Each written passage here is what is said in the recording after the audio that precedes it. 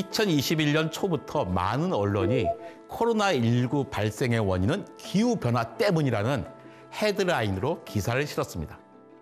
아마 코로나19에 관심이 쏠리면서 기후변화 문제에 세상 사람들이 소홀히 하니까 관심을 되살리고 싶었나 봐요. 하지만 설사 그런 목적만 가지고 함부로 기사를 쓰지는 않았겠죠. 누군가 빌미가 될 만한 연구를 했을 겁니다.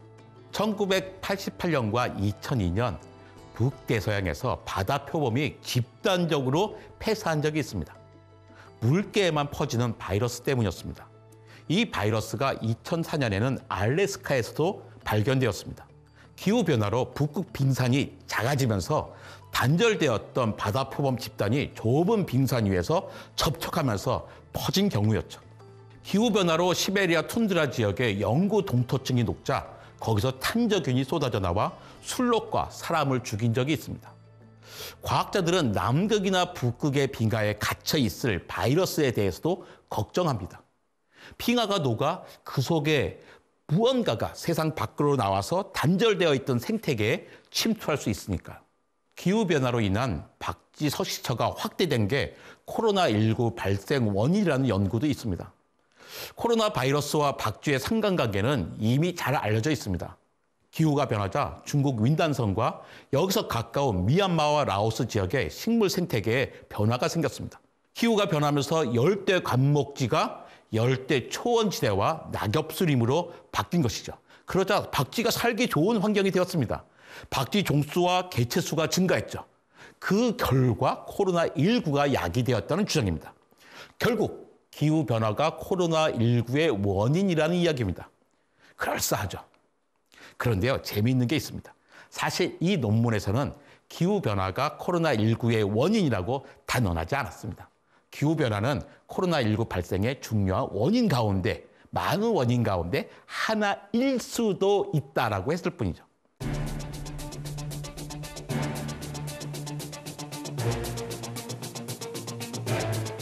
(2020년 1월 8일) 우리나라에서 코로나19 의심 환자가 처음 발생했을 때만 해도 많은 사람들은 봄이 되면 코로나19도 사라질 거라고 생각했습니다. 저도 그런 사람 중에 하나였죠. 그동안 알고 있던 바이러스 감염병의 패턴 때문이었습니다.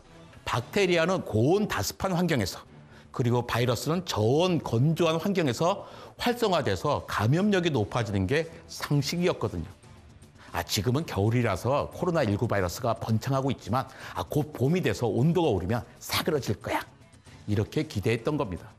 실제로 2003년에 발생한 사스도 코로나 바이러스인데 고온 다습한 여름이 되자 진정되었거든요. 경험은 중요합니다. 하지만 경험이 곧 답은 아니죠. 아쉽게도 코로나19는 계절이나 기온과 관계없이 짧은 기간에 변이의 변이를 거듭했습니다. 일반적으로 알고 있던 바이러스의 진화 패턴과는 다르게 진행되는 신종 감염병인 것이죠. 코로나19가 기후변화 때문인지는 알 수 없지만 감염병 병원체가 인류와 함께 공진화하고 있다는 사실은 분명합니다.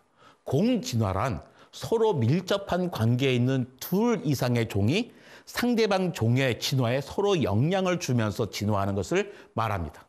한 종이 변하면 다른 종도 같이 변하는 것이죠.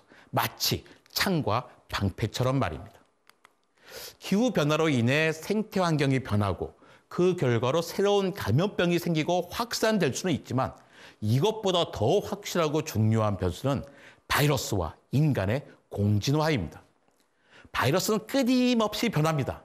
그래서 우리는 매년 새로운 독감 예방주사를 맞아야 하고 코로나19의 변이는 그리스 알파벳 순서에 따라 알파, 베타, 델타는 일찌감치 넘어서고 15번째 알파벳인 오미크론까지 나왔습니다. 중간에 뉴와 크시라고 하는 두 개의 알파벳을 건너뛰었으니 실제로는 13번째 변이지만 말입니다. 델타 변이는 감염력은 작고 치명률은 높았습니다. 오미크론은 반대로 감염력은 높으나 치명률이 낮죠. 이게 일반적인 바이러스 변이 양태입니다. 감염력은 점점 커지고 치명률은 점점 낮은 쪽으로 변이합니다. 그래야 바이러스가 살아남을 수 있습니다. 최대한 많은 숙주 속에서 서로 감당할 수 있는 상태로 살아가야 하니까요. 우리는 낯선 사람을 꺼려합니다. 구석기 시대부터 내려온 습성이죠. 낯선 사람, 그러니까 이방인은 새로운 질병의 원인이 될 수 있었기 때문입니다. 경험으로 알았던 것이죠. 각 지역에는 그 지역만의 풍토병이 있기 마련이니까요.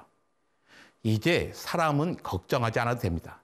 그런데 어떤 장소에 새로운 생명체가 나타났다면 살짝 경계해야 합니다.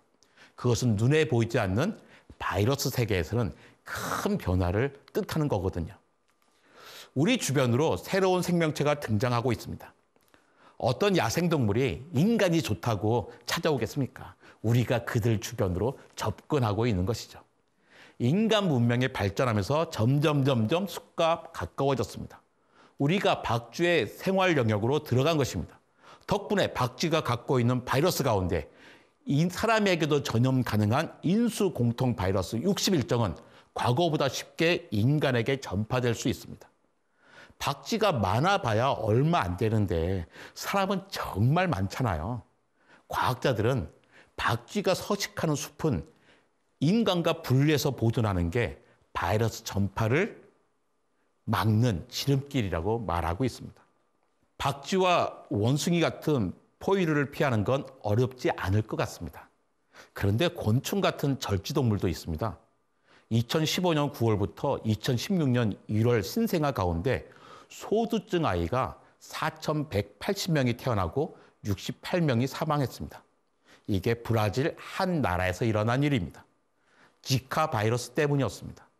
임산부가 감염되면 뇌와 머리가 잘 자라지 않나 머리가 작은 아이가 태어났습니다. 과학자들은 2014년 브라질 월드컵 때 지카 바이러스가 브라질에 들어왔다고 봅니다. 그런데 브라질 사람뿐만 아니라 브라질에 사는 이집트 순모기도 지카 바이러스의 면역력이 전혀 없어서 전염이 말랐던 것으로 추정하고 있습니다. 모기는 살지 않는 것이 거의 없습니다. 또 모기에 물려보지 않은 사람도 거의 없습니다. 우리 집에도 있습니다. 고층 아파트에도 잘만 살고 있죠. 게다가 도시가 확산되고 기후가 따뜻해지면서 모기의 서식지도 자연스럽게 늘고 있습니다. 그 결과는 무엇일까요? 바이러스 질병의 확산입니다. 굳이 팬데믹이 아니라고 하더라도 2050년까지 5억 명, 2080년까지 10억 명의 사람들이 추가로 모기가 매개하는 바이러스 질병에 노출될 것이라는 연구가 있습니다. 바이러스를 잘 전하는 모기는 이집트 순모기와 흰줄 순모기입니다. 지금도 댕기열, 지카열, 황열 바이러스 같은 것들을 열심히 퍼뜨리고 있죠. 우리나라에는 황열병, 댕기열, 지카열 같은 거 없잖아요. 왜 없을까요? 이집트 순모기와 흰줄 순모기는 우리나라 모기가 아니기 때문입니다. 그렇다면 우리는 모기 때문에 생기는 바이러스 질병은 영영 걱정하지 않아도 될까요? 그렇지는 않습니다. 우리나라에 이집트 순모기는 없지만요. 우리나라에도 흰줄 순모기가 드디어 생겼거든요. 원래는 동남아시아 아열대 지역에 살던 모기입니다. 근데 물건과 사람들이 오가는 동안 우리나라에도 슬그머니 들어왔죠. 흰줄 순모기는 다른 모기와는 달리 낮에도 버젓이 다니면서 피를 빨아먹습니다. 사람도 물고 새도 뭅니다. 황열, 지카, 댕기열, 심장 사상충 같은 다양한 바이러스를 옮깁니다. 흰줄 순모기는 숲보다 사람 사는 곳을 더 좋아합니다.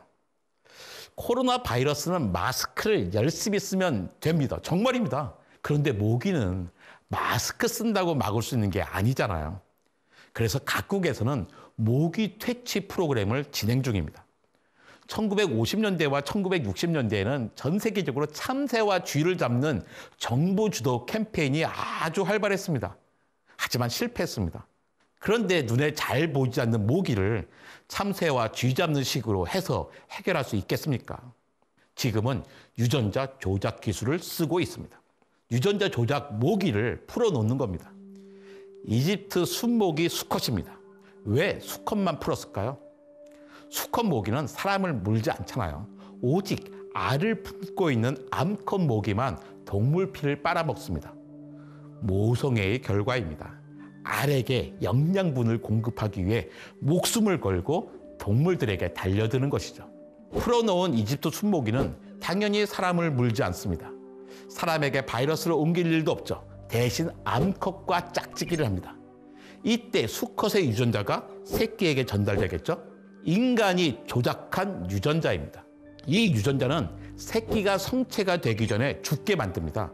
그런데 수컷 새끼는 괜찮고 오로지 암컷 새끼만 죽습니다. 그 결과는 뭘까요? 암컷의 개체수가 점점 줄어드는 겁니다. 야생에는 이 유전자를 가진 수컷은 점점 더 늘어납니다. 몇 세대를 거치고 나면 결국 야생에서 모기가 사라질 것입니다. 실험이 순탄하지만은 않았습니다. 유전자 조작 모기가 자연 생태계에 심각한 영향을 미칠 수 있다는 우려 때문입니다. 벌이 사라지면 곡식의 수분은 누가 하냐며 걱정하잖아요. 모기도 하는 일이 있습니다.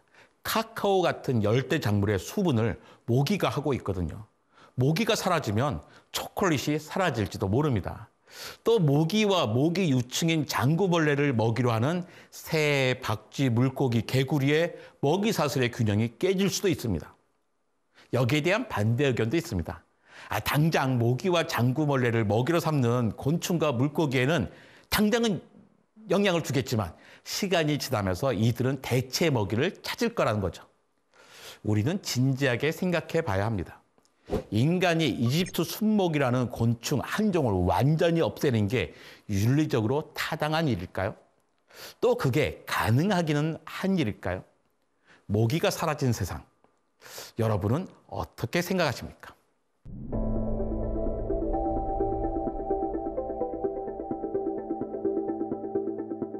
2014년 시베리아 영구 동토층이 녹으면서 거대한 바이러스가 발견되었습니다. 지금까지 가장 큰 바이러스가 알려진 피토 바이러스입니다. 다행히 아메바만 감염시키고 사람에게는 해가 없었습니다. 하지만 과학자들의 고민이 깊어졌습니다. 바이러스는 최장 10만 년 정도는 숙주 없이 빙하 속에 동면할 수 있는데 갑자기 빙하가 녹아서 어떤 고대 바이러스들이 나타날지도 모르거든요. 기후변화로 갑자기 나타난 바이러스에 당황하면 안 되잖아요. 그래서 먼저 길게 빙하 코어를 뽑아내서 혹시 고대 바이러스가 있는지 검사하고 있습니다.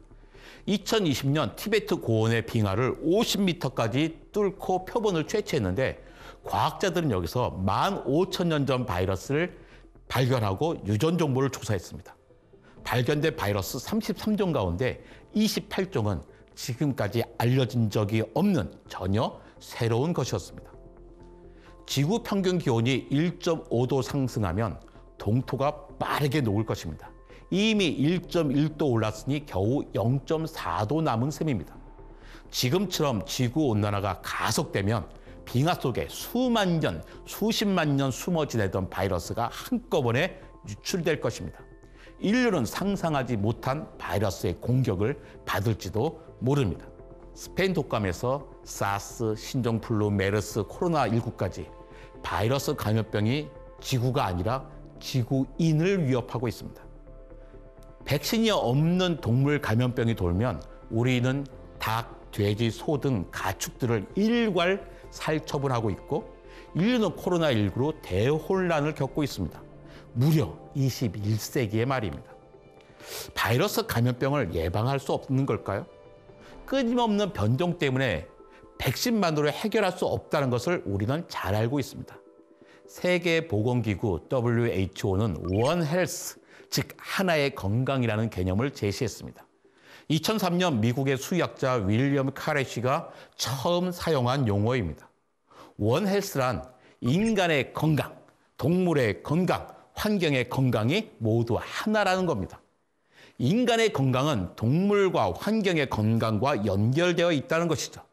신종 감염병의 60% 이상이 동물을 통해 전해지는 인수 공통 감염증이고 이 가운데 75%가 야생 동물로부터 건너옵니다. 이제 더 이상 인류의 건강은 인류 사회 안에서만 해결되는 것이 아니라 동물과 환경까지 모두 고려해야 한다는 것입니다. 핵심은 종 다양성의 보존입니다. 종 다양성이 떨어지면 떨어질수록 동물과 지구 환경은 그만큼 나빠졌다는 뜻이니까요. 코로나19는 기후변화의 산물이 아닙니다.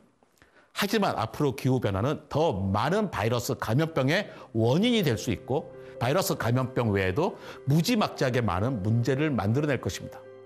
기후위기가 진짜 재앙의 원인이 될 거라는 말씀입니다. 코로나19 잘 견뎌내고 기후위기 문제를 함께 해결합시다. 주변의 과학관과 박물관, 미술관 같은 곳에요. 바이러스 그리고 기후위기에 관한 전시와 강연, 워크숍이 많이 열리고 있습니다. 여기에 참여하는 것으로 실천을 시작하는 것은 어떨까요? 시청해 주셔서 감사합니다.